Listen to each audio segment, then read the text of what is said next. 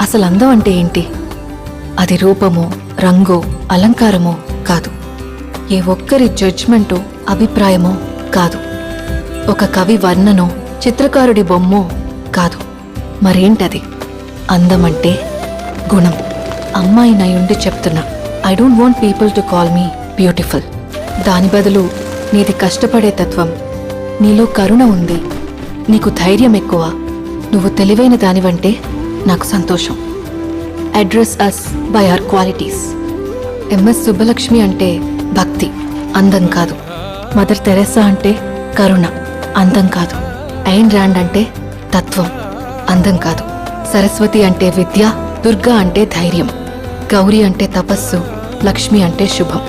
ఇలా ఏ దేవతనైనా ఆమె క్వాలిటీస్ కోసమే పూజిస్తారు, ఆమె అందం కోసం కాదు. నీ గుణాలే నీ సంతకమవుతాయి, నీ అందం కాదు.